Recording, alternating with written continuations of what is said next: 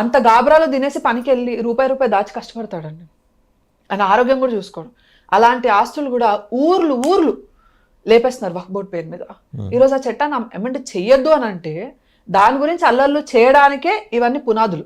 ఎక్కడెక్కడైతే కాంగ్రెస్ గవర్నమెంట్ ఉన్నదో స్టేట్స్ లో అక్కడ ప్రతి దగ్గర ఇలాంటి దాడులు జరుగుతూనే ఉన్నాయి. It may be Karnataka, it may be this or వాళ్ళ ఏలియన్స్ లోనే తమిళనాడు అయినా సరే. సో మనం ఏం అర్థం చేసుకోవాలి ఇందులో నుంచి, ఇప్పటికైనా హిందువులలో ఐక్యత రావడం ఎంత ముఖ్యం. మనకి ఇలాంటి బోర్డ్స్ లేవే, మనకి జాగా నామ్స్ ప్రకారము మనం ఒక సెట్ బ్యాక్ ఇవ్వాలి. మనం తీసుకున్న 100 గజాల భూమిలో సెట్ బ్యాక్ ఉంటుంది గవర్నమెంట్. ఇక్కడ ఒక 10 అటు ఒక 15 ఎంతో వదిలేయాలి. అది వదిలేయకపోతేనే మన పర్మిషన్ క్యాన్సిల్ చేసి మన ఇల్లుని వాళ్ళు సీల్ చేయడానికి రెడీగా ఉంటారు కదా ఆఫీసర్స్.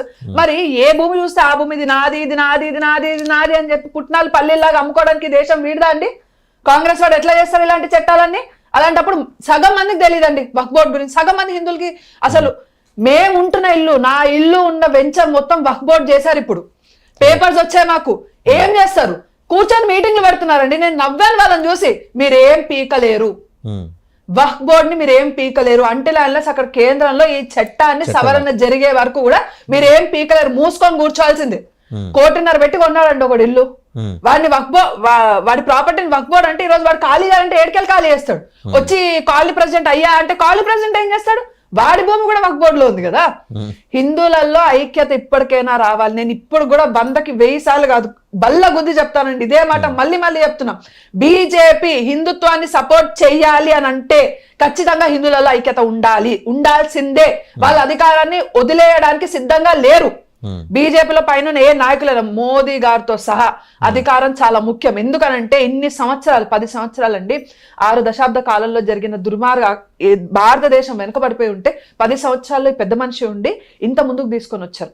ఒక్కసారి అధికారాన్ని బీజేపీ కోల్పోయింది అని అంటే ఇప్పుడు ఈయన కష్టపడి 3 గంటలు నిద్రపోయి 21 గంటలు కష్టపడి మోదీ గారు తిరిగి మరి విదేశాలకు వెళ్ళి మరి తీసుకొచ్చిన ఫండింగ్లు కానీ ఇన్వెస్ట్మెంట్స్ కానీ లేకపోతే ఆయన చేసిన అభివృద్ధి కానీ గంగలో కలిసినట్టే ఉంటుందండి పరిస్థితి.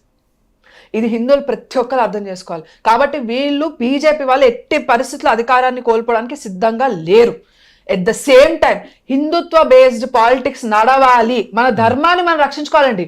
ఇప్పుడు బీజేపీ ఎప్పుడూ కూడా హిందూస్కి సపోర్ట్ చేసినా కూడా ఏ మసీద్ను పోయి నువ్వు ధ్వంసం చేయి, లేకపోతే ఏ చర్చిని పోయి ధ్వంసం చేయని ఎప్పుడు ఏ నాయకుడు కూడా మాట్లాడలేదండి. ప్రతి ఒక్క మతానికి నిజంగా గౌరవించింది ఒకటి సనాతన ధర్మం మాత్రమే. హిందువులు మాత్రమే గౌరవించారు. కానీ వాళ్ళ మీద జరిగే దాడిని కనీసం వాళ్ళు అడ్డగించుకోవాలన్నా, వాళ్ళని వాళ్ళు రక్షించుకోవాలన్నా సిస్టమ్. హైదరాబాద్ లో జరిగింది, మనం తెలంగాణలో leave about other places, capital of Telangana, ఇక్కడ జరిగితే చీమ కుట్టినట్టు ఇక్కడ ప్రభుత్వానికి లేదు కదా. ఉండదండి. ఎందుకంటే మీరు ఆంధ్రప్రదేశ్ లో గుళ్ళు ధ్వంసం చేసేవాడు పిచ్చోడు, రథాలు తగలబెట్టేవాడు పిచ్చోడు, ఇక్కడ కూడా పిచ్చోడేట. Their agenda is very clear. ఉండదు వాళ్ళ హిందువుల పట్ల ఎలాంటి నేను అదే చెప్తున్నా అండి.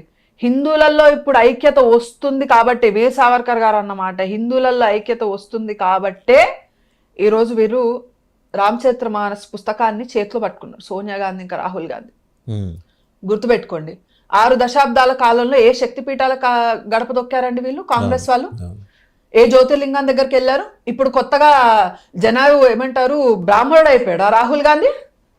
ఫెరోజ్ ఖాన్ కి పుట్టిన వాడు బ్రాహ్మణుడు ఎలా అయిందో నాకు ఇప్పటికి కూడా అర్థం కావట్లేదు. వెంటనే ఇప్పుడు కండువాలు వచ్చేసాయి, పంచలు వచ్చేసాయి, త్రిపుండలాలు వచ్చేసాయి. అభిషేకం ఎలా చేయాలో తెలియదు. శివలింగం మీద ఒక పదార్థం వేసేటప్పుడు ఒక నియమం ఎలా ఉంటుందో తెలియదు. మెళ్ళో యజ్ఞోపవీతం వేశారు కదా, అపసవ్య దిశలో వేశారు కదా, చూడలేదు? అవును, అది కూడా నేను అదే చెప్తున్నానండి. ఎప్పుడైతే హిందువులు ఐక్యంగా ఉంటారో అప్పుడు వ్యతిరేక విధానాలకి వీళ్ళు భయపడతారు. వ్యతిరేకంగా ఒక అడుగు వేయాలంటే వీళ్ళ గుండెల్లో